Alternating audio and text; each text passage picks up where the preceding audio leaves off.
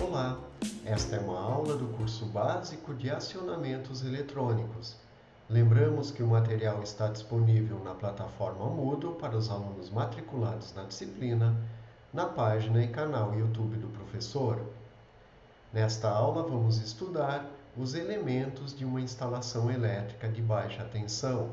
Para isso vamos iniciar falando sobre a simbologia destes elementos e a seguir passando pelos componentes e circuitos que compõem uma instalação elétrica de baixa tensão para uso residencial, comercial ou industrial.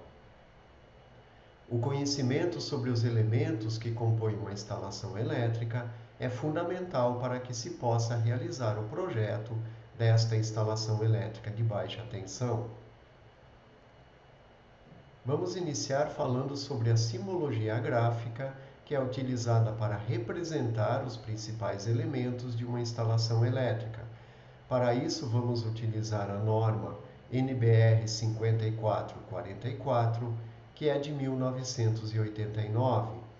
Esta norma foi cancelada, mas continua em uso, pois as normas recomendadas pela ABNT são as normas internacionais.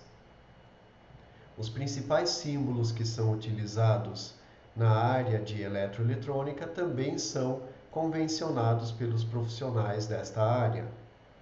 A NBR 5444 considera que a construção da simbologia é baseada em figuras geométricas, utilizando o traço, o círculo, o triângulo equilátero e o quadrado. O traço representa um segmento de reta para simbolizar eletrodutos. O círculo representa três funções diferentes, por exemplo, os pontos de luz, ou seja, iluminação, interruptores e qualquer indicação de dispositivos que ficam embutidos no teto. O triângulo equilátero é utilizado para representar tomadas e o quadrado, qualquer elemento que fique no piso, por exemplo. Na norma, os símbolos são divididos por grupos. Aqui se mostram alguns dos símbolos utilizados pela norma e também de uso pelos profissionais da área, ou seja, os símbolos usuais. Inicialmente, o grupo de tomadas, onde se representa tomadas baixas, que ficam próximas ao piso, meia altura, e as tomadas altas, e também as tomadas que podem ficar diretamente no piso. A seguir, os elementos da iluminação, ou seja, os pontos de luz que podem ficar no teto ou na parede, por exemplo. Para comandar os elementos da iluminação, utilizam-se os interruptores, que também têm a sua simbologia específica para interruptores simples, paralelos e assim por diante. Os quadros de distribuição e de medição também são representados por símbolos específicos. Finalmente, os dutos e condutores têm a sua simbologia, pois, quando estão no teto ou estão no piso, tem uma representação diferente. Assim como, na aula anterior já vimos, os símbolos específicos para o condutor fase, neutro, retorno e de proteção.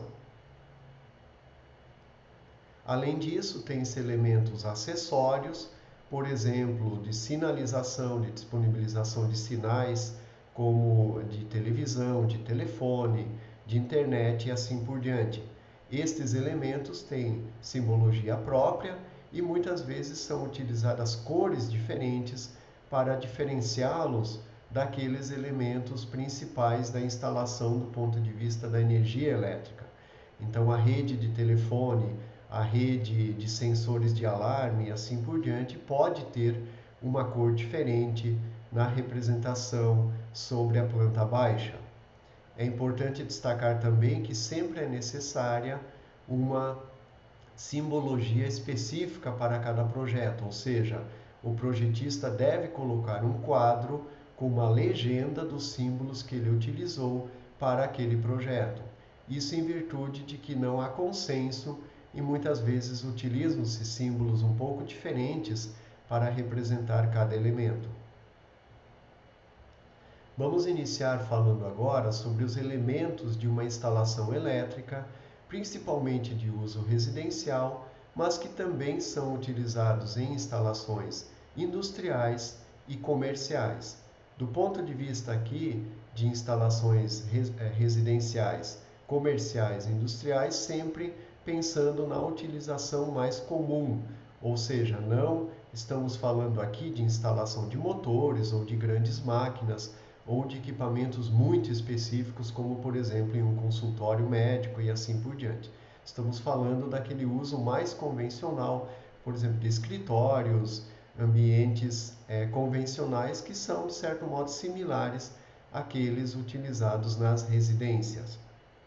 Então, inicialmente, vamos falar dos elementos de iluminação.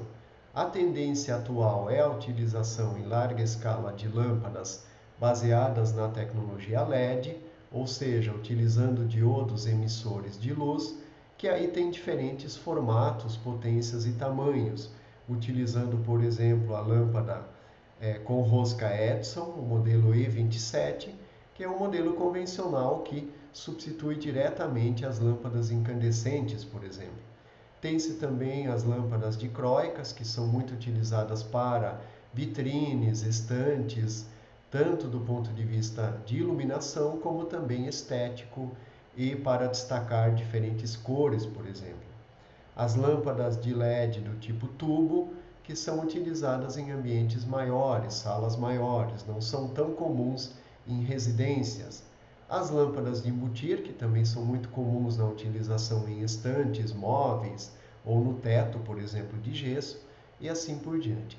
E por fim, as lâmpadas que têm um design totalmente diferenciado para chamarem a atenção para a estética daquele ambiente, muito utilizadas em restaurantes, em locais de convívio de pessoas e assim por diante. Todas estas mostradas aqui utilizam a tecnologia LED. Para ligar e desligar as lâmpadas são utilizados os interruptores, que são os elementos que comandam os dispositivos de iluminação.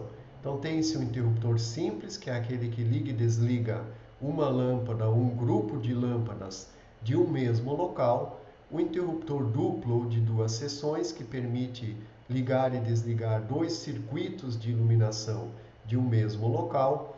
O interruptor triplo ou de três seções, que permite então comandar três circuitos distintos de um mesmo local.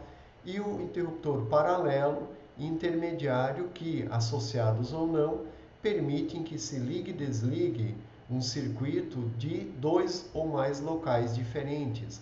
Então é muito comum o seu uso em corredores e, por exemplo, nos quartos, próximo à porta de entrada do quarto e próximo à cabeceira da cama, para se ligar e desligar a lâmpada do teto destes dois locais, por exemplo. O interruptor intermediário, associado a dois interruptores paralelos, permite que se defina o número de pontos para ligar e desligar a iluminação conforme desejado, ou seja, pode-se ter 2, 3, 4, 5 ou mais pontos conforme se desejar. Para representar o circuito elétrico dos elementos que compõem uma instalação, utilizamos os diagramas unifilar e multifilar. No projeto elétrico, que é realizado sobre a planta baixa da edificação, utilizamos unicamente o diagrama unifilar. Aqui mostramos também o diagrama multifilar para que vocês entendam como são feitas as conexões entre os elementos. Então, um interruptor simples que comanda uma lâmpada que está no teto tem então este diagrama unifilar. Vejam que o símbolo do interruptor simples está mostrado aí, e a lâmpada tem então o seu símbolo indicando que ela está montada no teto, que ela tem uma potência de 50 watts, que ela pertence ao circuito 3 e que a seção que comanda então, ou a qual esta lâmpada pertence, é a A. Então tem-se um circuito particular para esta rede e tem-se uma seção para este interruptor e esta lâmpada. Isto é utilizado para diferenciar os diferentes circuitos que compõem uma instalação, pois a mesma deve ser dividida em circuitos parciais, e também do ponto de vista da iluminação, tem seus elementos agrupados por seções, ou seja, para que se saiba que aquele interruptor liga e desliga, ou seja, comanda uma lâmpada, um grupo de lâmpadas que estão em determinados locais específicos. Então, esta lâmpada é identificada como sendo da seção A e do circuito 3. Vejam que no diagrama multifilar, nós conectamos sempre o condutor fase ao elemento interruptor, ou seja, o fase sempre deve ser interrompido. Isto é feito do ponto de vista da proteção, pois se o interruptor estiver aberto, a lâmpada fica sem a conexão do condutor considerado vivo. Então pode-se trocar a lâmpada sem correr risco de choque elétrico, pois o nêutron, como vimos na aula anterior, é aterrado no nosso sistema de energia elétrica. A lâmpada então é conectada no nêutron diretamente e o condutor fase que é interrompido pelo interruptor. Quando o interruptor está aberto, a lâmpada está desligada. Quando o interruptor está fechado, a lâmpada estará ligada. No diagrama unifilar, utilizamos então os símbolos fase, nêutron e retorno do circuito 3 para identificar a fiação que vem pelo eletroduto, sendo que para o interruptor, então, irão os condutores fase e retorno, e para a lâmpada irão, então, os condutores neutro e retorno. Retorno é aquele condutor que conecta do interruptor até a lâmpada. O fase vai do circuito de distribuição até o interruptor, e do interruptor até a lâmpada nós chamamos este condutor de retorno, e a lâmpada vai conectada ao nêutron pelo condutor de nêutron. Posteriormente, vamos ver que também cada condutor destes tem uma cor específica para ser identificado durante a instalação e a manutenção da rede de energia elétrica. Aqui mostramos um circuito com duas lâmpadas, sendo que cada lâmpada é ligada por um interruptor específico. Então, no diagrama multifilar aparecem as conexões e no diagrama unifilar os símbolos que representam então a lâmpada da seção A. Todos os elementos são do circuito 3. A lâmpada da seção A é comandada pela seção A do interruptor duplo e a lâmpada B da seção B é comandada então pela tecla ou pela seção B do interruptor duplo. As lâmpadas são de 50 watts montadas no teto. Vejam então que agora nós temos fase, nêutron e retorno vindo pelo circuito de distribuição. Para o interruptor vão os condutores fase e os dois retornos, um da seção A e um da seção B. E para a lâmpada A vai o nêutron e o retorno da seção A. E para a lâmpada B vai o nêutron e o retorno da seção B. Então percebam que quanto mais elementos se tiver, começa a ficar um pouco mais elaborado e um pouco mais complicado o diagrama unifilar. Aqui mostramos dois interruptores paralelos comandando uma lâmpada montada no teto. Então aqui nós podemos ligar e desligar esta lâmpada de dois locais, por exemplo, da entrada da porta e da cabeceira da cama. Então os interruptores são da seção A lâmpada pertence à seção A do circuito 3, tem uma potência de 50 watts e está montada no teto. Vejam que para o primeiro interruptor nós temos então o fase e dois retornos.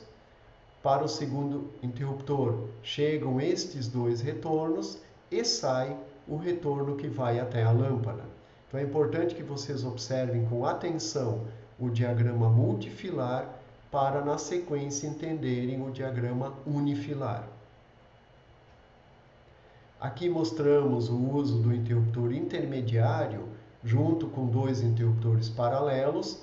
Percebam no diagrama multifilar que o interruptor intermediário sempre fica entre dois interruptores paralelos, por isso do seu nome de intermediário. Também alguns profissionais chamam ele de interruptor do tipo X, mas o nome intermediário é mais comum. Então aqui podemos ligar e desligar a lâmpada do circuito 3, seção A, de 50 watts, que está montada no teto, a partir de 3 pontos diferentes: do primeiro interruptor paralelo, do interruptor intermediário e do segundo interruptor paralelo. Percebam aqui que a quantidade de retornos é maior, ou seja, no primeiro interruptor paralelo nós temos o fase e 2 retornos. Estes 2 retornos vão para o segundo interruptor, que é o intermediário, e deste interruptor saem também 2 retornos que vão para o outro interruptor paralelo, que por sua vez então tem a conexão do último retorno que vai até a lâmpada. Então a quantidade de fios aqui já é um pouco maior. Mostrando aqui somente a título de exemplo que a quantidade de interruptores intermediários pode ser definida pelo usuário. Isso é muito comum, por exemplo, em corredores de hotéis e assim por diante, quando não se utiliza sensores de presença, ou seja, quando a iluminação é ligada e desligada por interruptores. Então aqui mostram-se 2 interruptores paralelos e 2 interruptores intermediários, podendo se ligar e desligar então a lâmpada de 4 locais, por exemplo. Vamos agora falar sobre os elementos que permitem fazer a conexão dos equipamentos até a rede de distribuição. Estes elementos são as tomadas, que são classificadas em 2 grupos: as tomadas de uso geral, como o nome fala, são utilizadas para diversos equipamentos que temos, por exemplo, em uma residência, como televisor, rádio, ventilador e assim por diante, e as tomadas de uso específico, que são utilizadas para equipamentos muito específicos, como o chuveiro, como máquina de lavar roupa e os equipamentos de uso na cozinha. A tomada de uso geral é para 10 amperes e tem um orifício onde se encaixa o plug de 4 milímetros.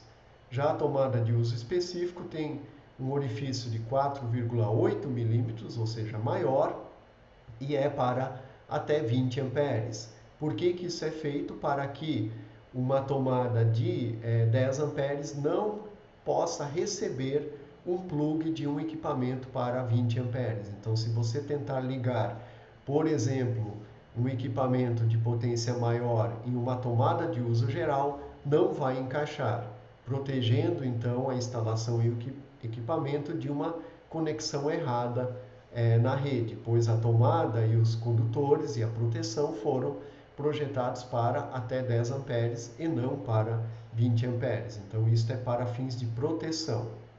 Assim, alguns ambientes e alguns elementos, por norma, devem ser conectados por tomadas de uso específico, que são o chuveiro, máquina de lavar roupa e os elementos da cozinha, como torneira elétrica, forno elétrico e assim por diante. Aqui mostramos 2 diagramas, um em que se tem a instalação de uma tomada tripolar. Por norma no Brasil, atualmente as tomadas têm que ser tripolares, ou seja, devem ser sempre para fase, neutro e terra, que é o condutor de proteção. Por norma, nós não devemos instalar tomadas apenas com fase neutro e sempre com fase neutro e proteção, como está mostrado no diagrama multifilar. O diagrama unifilar mostra então uma tomada tripolar pertencente ao circuito 5, que está montada próxima ao chão, a 30 centímetros do piso, e que tem uma potência de 100 volt-ampere. É a potência aparente desta tomada, então é uma tomada de uso geral.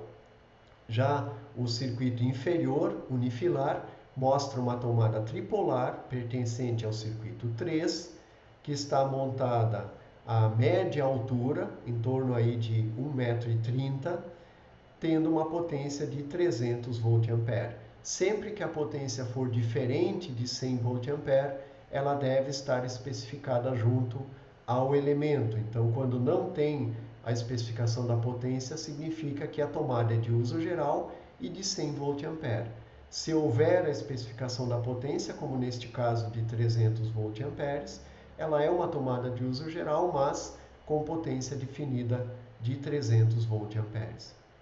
Mostramos também aqui um esboço de como é o aspecto da tomada e como deveria ser a sequência correta de conexão dos fios nesta tomada. Então, o terra é o elemento central, isto de certo modo é padrão, então é respeitado na maioria das instalações, mas não se pode nunca ter certeza absoluta, porque não se sabe como a instalação foi feita.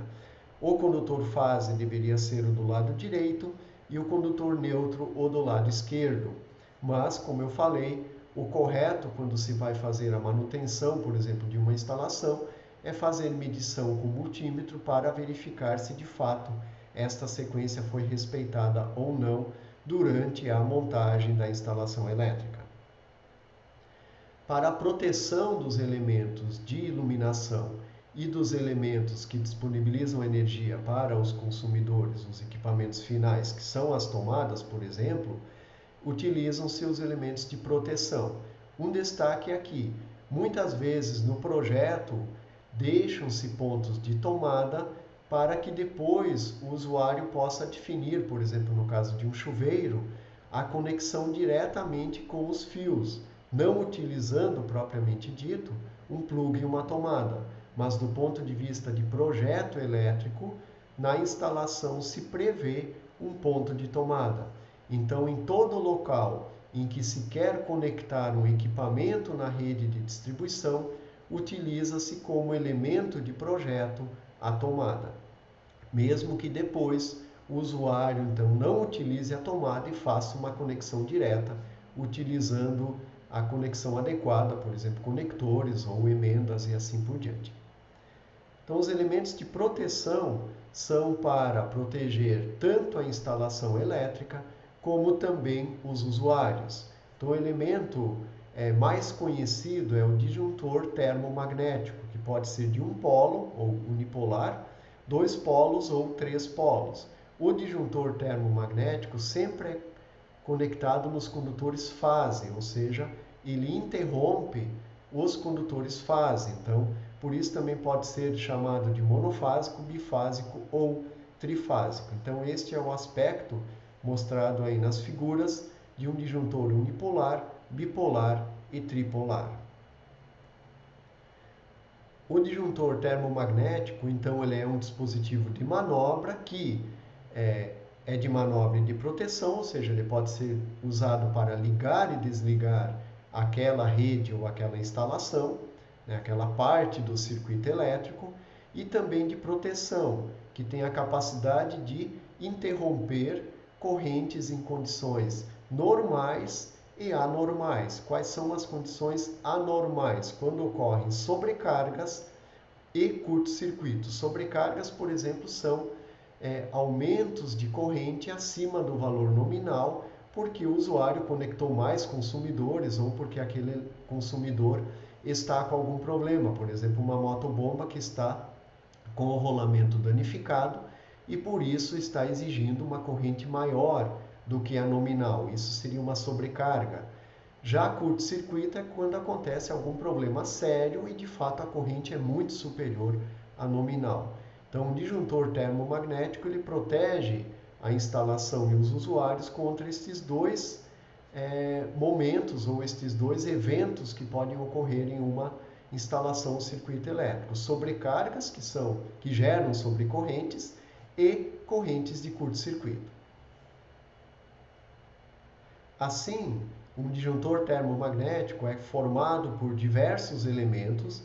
Vamos destacar aqui a câmara de extinção do arco elétrico, que tem por objetivo, quando se interrompe um circuito, por exemplo, indutivo, como o caso de um motor, uma motobomba, tem-se a geração de um arco elétrico em virtude do atraso da corrente em relação à tensão e da inércia indutiva deste circuito, que tende a manter a corrente circulando pelo mesmo.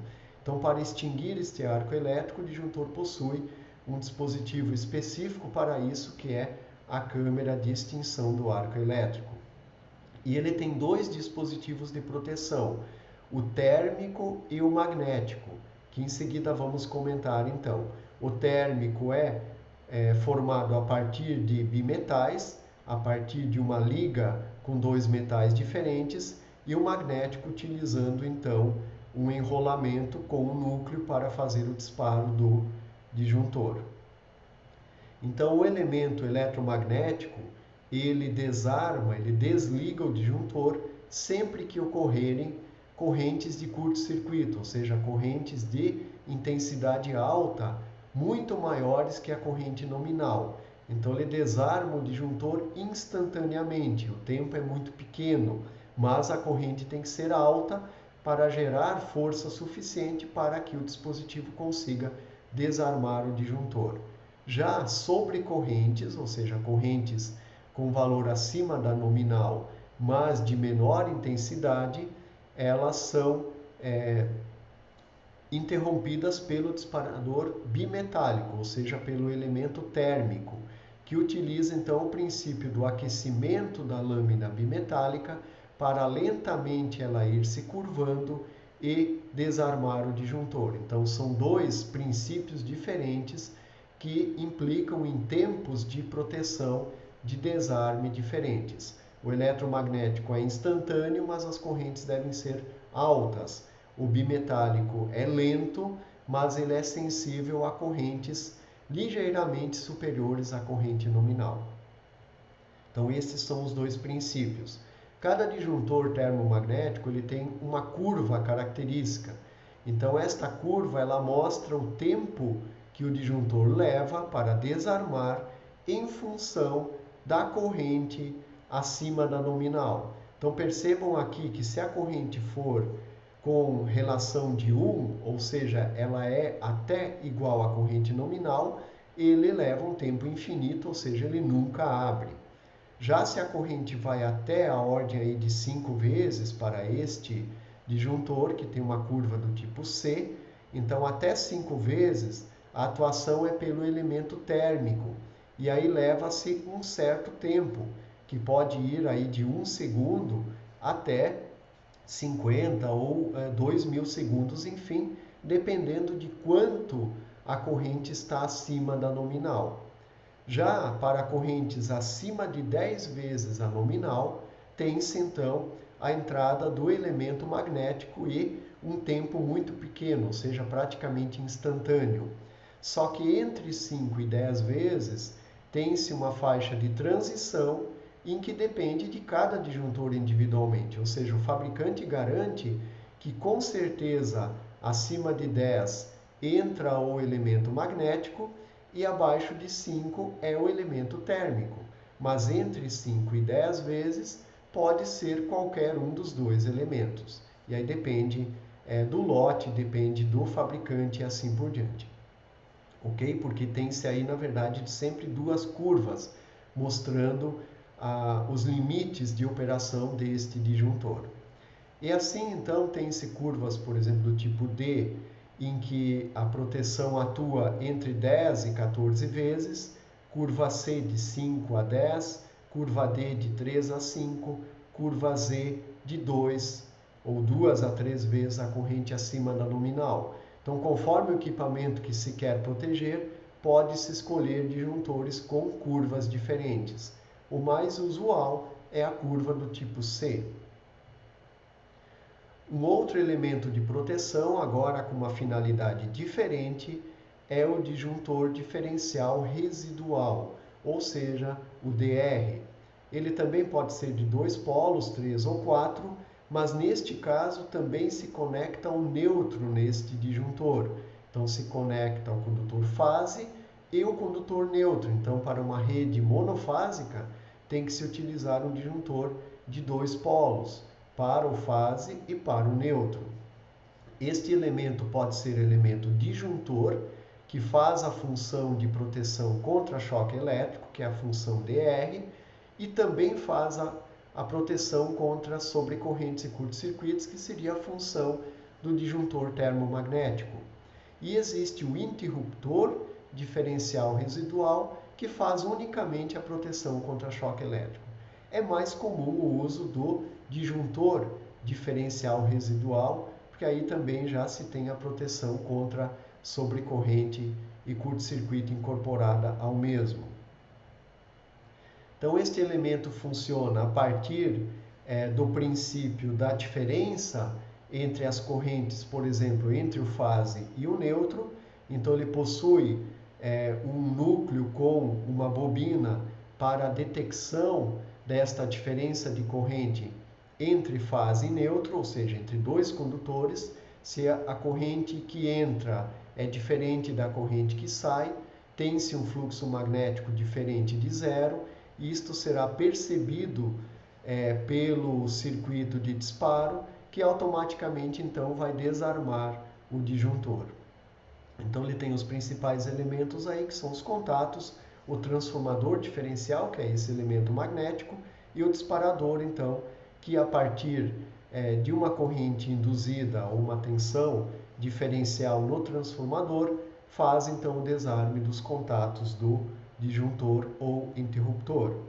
Aqui mostram-se duas figuras. Na primeira, as correntes I1 e I2 são iguais, ou seja, a corrente que entra é igual à corrente que sai, então não existe diferença de corrente entre os dois condutores, por exemplo, o fase e o neutro, porque tudo está funcionando normalmente, o fluxo magnético será zero e o disjuntor estará fechado.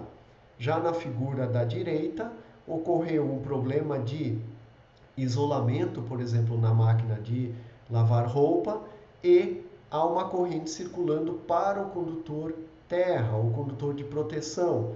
Neste caso, haverá uma corrente diferente entre os dois condutores da alimentação, gerando então um fluxo magnético diferente de zero, que será percebido pelo elemento de detecção, que fará o disparo do interruptor, abrindo o circuito.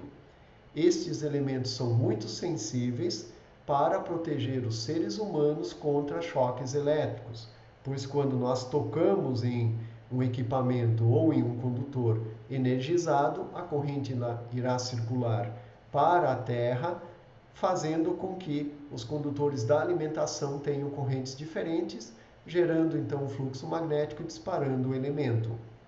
Para o uso residencial e comercial, por exemplo, para a proteção dos seres humanos, a detecção deve ser abaixo de 30 mA. Para uso industrial, em ambientes controlados, pode-se ter correntes superiores, como por exemplo 300 mA.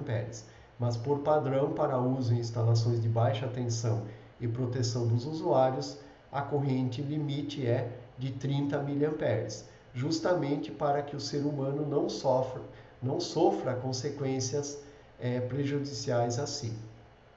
Então, o disjuntor diferencial residual é um elemento muito importante em uma instalação elétrica, principalmente para alguns equipamentos, como na cozinha e o chuveiro. Por que na cozinha? Porque lida-se com água, né? na pia, na máquina de lavar roupa e assim por diante.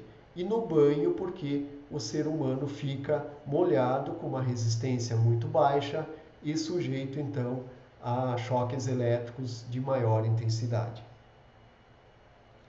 Além disso, também tem-se os elementos de proteção contra surtos, como descargas atmosféricas, que são conhecidos como DPS, dispositivo supressor de surto, que podem ser unipolares, bipolares e assim por diante.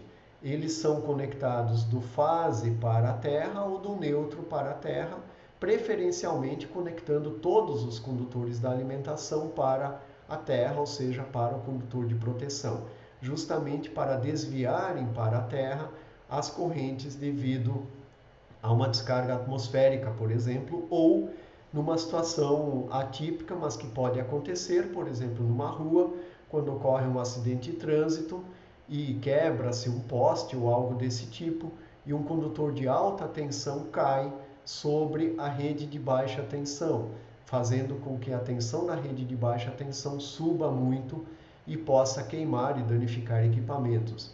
Então, o DPS também deve atuar nestas situações.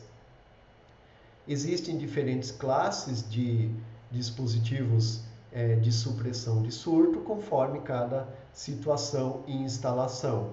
E eles podem utilizar elementos de extinção ou expulsão desta corrente elétrica, por exemplo, como para-raios, ou podem utilizar semicondutores, como é o caso do varistor, em que se tem uma variação da resistência conforme a intensidade da tensão sobre o elemento, ou seja, baixas tensões, o elemento terá uma impedância alta e não irá circular corrente por ele, ou será praticamente desprezível, e quando a tensão passa de um determinado valor, ele entra em condução, desviando então esta corrente para a Terra.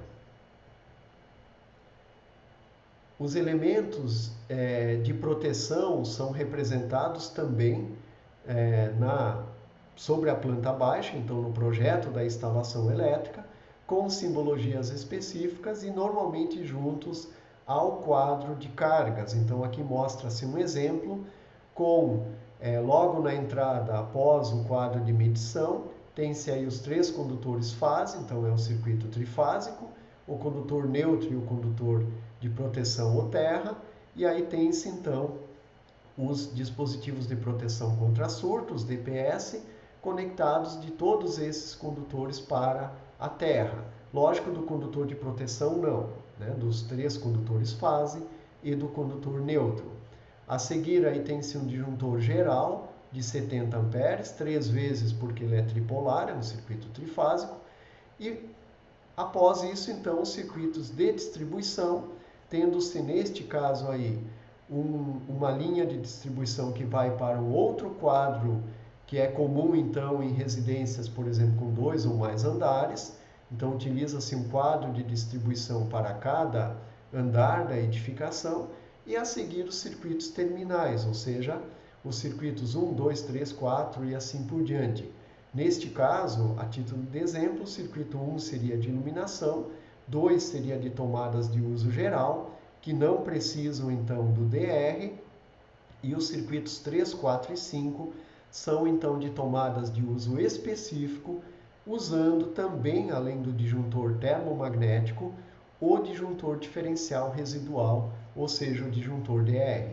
Neste caso, o DR está sendo colocado após o disjuntor termomagnético. Então aqui eu aproveito para ressaltar a questão da coordenação entre os dispositivos de proteção. O que significa isso? O elemento que está sempre acima, então o disjuntor geral, ele é de 70 amperes. Todos os elementos de proteção que estão após ele, ou seja, abaixo, devem ser para correntes menores que 70 amperes, porque você sempre deve ter a atuação do elemento que está mais próximo ao evento que está ocorrendo, ao local do evento. Então, sempre se deve ter valores menores próximo aos equipamentos e valores maiores quanto mais próximo da medição. Então, aqui, o quadro 2 terá um disjuntor de 50 amperes, o circuito 1, 10 amperes, o circuito 2, 16, e o circuito 3, 4 e 5 tem termomagnéticos de 32 e 50, e abaixo deles os DRs, os disjuntores diferenciais residuais, com correntes de 25 e 40, por exemplo, que são menores que as correntes do elemento que está acima, que é o termomagnético. Então, esta hierarquia, esta sequência tem que ser respeitada, sempre diminuindo a corrente quanto mais próximo ao elemento que se está protegendo, ou seja, ao circuito ou consumidor final.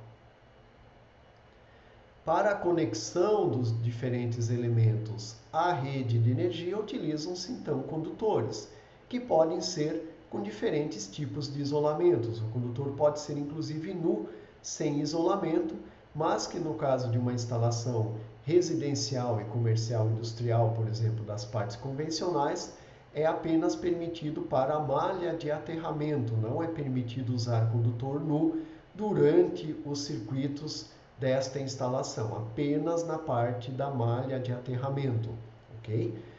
E a isolação pode ser então de diferentes materiais, como PVC, EPR, por exemplo, e assim por diante, tendo diferentes características. Então, com isolação de PVC, que são os mais usuais, eles suportam temperaturas até 70 graus e são com tensões de isolação até 750 volts, em torno disso. Então, que são perfeitamente adaptados aí para as redes de 110 e 220 volts, por exemplo, ou 380 volts no circuito trifásico. Já os outros materiais, como o EPR, por exemplo, vão até 90 graus.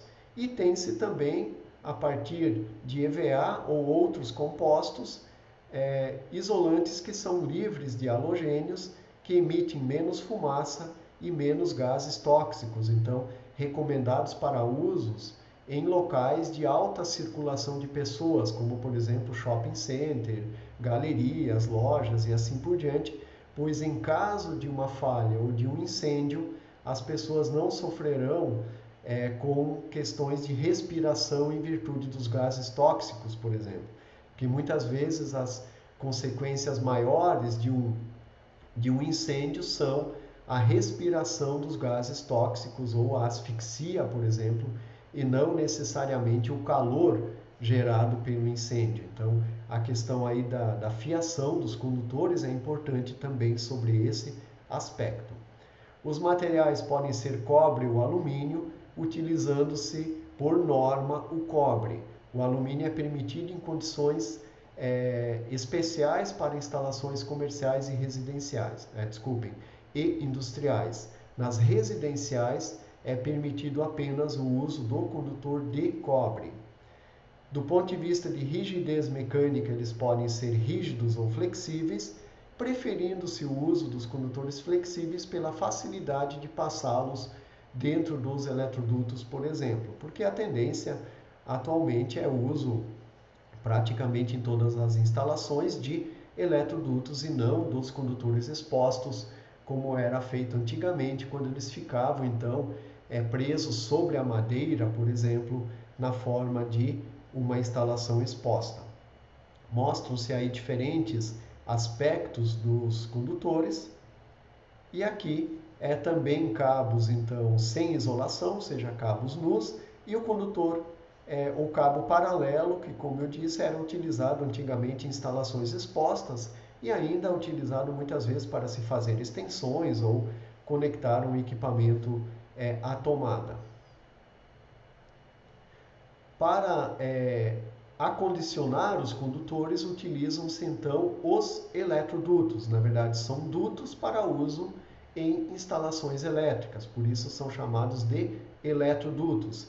E as caixas que fazem então a interconexão entre estes eletrodutos e permitem a montagem das tomadas, dos elementos de iluminação e assim por diante. Então existem caixas com diferentes tamanhos e diferentes formatos e existem os eletrodutos rígidos e os flexíveis. É muito comum hoje em instalações de alvenaria, em edificações de alvenaria, se utilizar os eletrodutos flexíveis ou as famosas mangueiras. E aí também tem-se diferentes cores, por exemplo, usando a cor amarela para a instalação elétrica, usando a cor azul, por exemplo, para dados e telefone e assim por diante.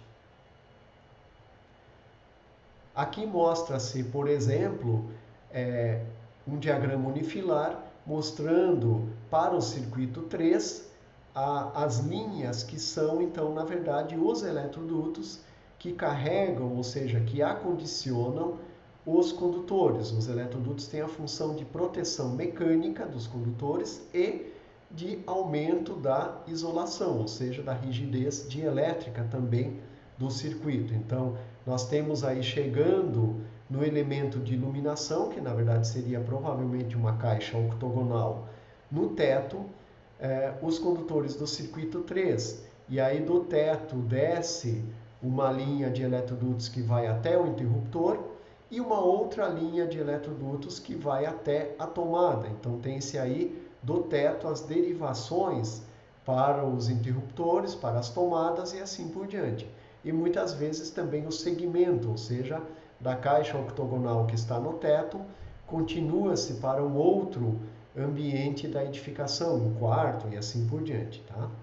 Então esta é a maneira que se representa sobre a planta baixa, ou seja, na forma de diagrama unifilar, sendo que estas linhas, elas representam os dutos e os condutores são então identificados pelos símbolos e o número do circuito e da seção, conforme o caso, a qual pertencem.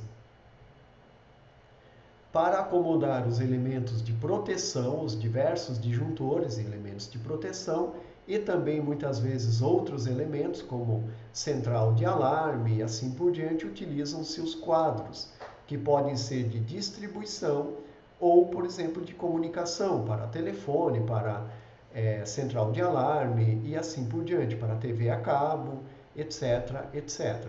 Então, existem os quadros específicos para cada uso. No caso do quadro de distribuição, ele vai permitir acondicionar um certo número de disjuntores. Isto já deve ser especificado durante o projeto e durante a compra do mesmo.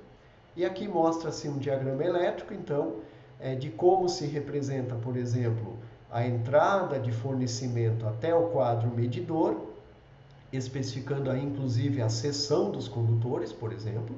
Aqui é um caso fictício, né? Saindo do quadro de medição até o quadro de distribuição 1, que é o QD1, através de uma linha de dutos, ou seja, eletrodutos, no piso. E aí também se representa quais os condutores estão passando por ela, a seção destes condutores, sendo que 4 deles são de 25 milímetros quadrados e um deles é de 16 milímetros quadrados. Este que é 16 seria o condutor de proteção ou terra. E também mostra-se aí uma linha que vai do quadro 1 até o quadro 2, fazendo então a conexão, por exemplo, do andar térreo até o andar superior, ou conforme o projeto desta instalação em específico. Além dos elementos, então, da instalação de energia elétrica propriamente dito, tem-se também diferentes elementos para os circuitos acessórios, que são os circuitos de sinalização, de segurança, de comunicação e assim por diante. Então, tem-se tomadas para conectores de TV a cabo, de telefone, de internet e assim por diante. Além disso, também tem-se, por exemplo, a campainha e o botão de campainha para o circuito de sinalização, neste caso, sensores de presença, interfones e diferentes elementos, câmeras de segurança e assim por diante. Aqui mostra-se a parte interior de alguns sensores de presença ou de movimento que podem ser utilizados para diferentes finalidades, para disparar alarmes, para ligar e desligar lâmpadas, por exemplo, num corredor ou num local de pouca permanência e circulação de pessoas, para economizar energia, ou também para automação, como neste caso, por exemplo, para detectar veículos e abrir e fechar o portão e assim por diante. Aqui mostra-se a título de exemplo a conexão de uma lâmpada com um sensor de presença. A diferença para o interruptor simples é que o sensor de presença, quando tem uma fonte de alimentação interna, ele também precisa do condutor neutro para a fonte de alimentação. Então, ele terá a conexão do fase e do neutro para a fonte de alimentação, o fase para ser interrompido e fazer a conexão da lâmpada. Finalmente, nós estamos então na parte de entrada da nossa instalação, que é o fornecimento da energia elétrica. E aqui, cada estado, cada região deve ter as suas particularidades em função da concessionária de energia elétrica. Para Santa Catarina, a Celesc tem uma norma específica que regulamenta o fornecimento em baixa tensão até 75 kW. Então, os circuitos até 15 kW podem ser monofásicos de 15 até 25 bifásicos, 2 fases e um neutro, e de 25 até 75 kW circuitos trifásicos então. E aí você tem o medidor e os elementos de proteção, disjuntores e assim por diante, específicos para cada situação destas. Então, na próxima aula, quando estudarmos como fazer o projeto, nós iniciaremos distribuindo os elementos de iluminação e de tomadas para chegarmos até a potência total e aí definirmos com base na norma da Celesc, aqui em Santa Catarina, qual o tipo de fornecimento, ou seja, se é monofásico, bifásico ou trifásico. E aí sim nós começamos depois a distribuição interna dos circuitos e assim por diante. Então, inicialmente precisamos ter conhecimento da potência total que será consumida, ou seja, demandada pela instalação pelo consumidor. Do ponto de vista da concessionária, os consumidores são chamados de unidades consumidoras. Então, cada medidor e cada usuário tem um código que é o código da unidade consumidora. Aqui, a título de exemplo, mostra-se uma figura em que a rede de distribuição da concessionária é aérea, atravessa-se a rua, então, por um ramal de ligação aéreo, e a seguir tem-se então um poste, já no limite do terreno particular com a calçada, e neste poste ficará então o medidor, por exemplo, e daí se tem a saída para o terreno, enfim, a edificação do usuário, novamente por um ramal aéreo. Então, esta é uma situação típica, por exemplo, em terrenos maiores, em que a edificação fica mais aos fundos ou onde não se utiliza a rede subterrânea. De maneira geral, é comum se utilizar então o fornecimento sob o solo, ou seja, utilizar-se uma rede subterrânea para acomodar os condutores. Então aqui mostra-se um exemplo em que a rede da concessionária, por exemplo, é aérea, mas novamente tem-se um ramal aéreo também. E aí a montagem do medidor, por exemplo, em um muro ou mureta. Os principais elementos são, neste caso, a rede de distribuição, o ramal de distribuição, o ramal de entrada, ramal de carga, medição e o aterramento. Cada elemento desses tem um nome para ser então bem definido durante o projeto do fornecimento da energia elétrica. Na próxima aula vamos abordar então o projeto da instalação, usando todo o conhecimento que obtivemos nesta aula e na aula anterior para fazer então sobre a planta baixa da edificação, a distribuição dos elementos, a representação das linhas, ou seja, dos dutos, dos eletrodutos, e a interconexão destes diferentes elementos conforme as normas e conforme a escolha do projetista e do usuário final. Então, este será o assunto da nossa próxima aula. Então, agradecemos a atenção de vocês e até os próximos encontros.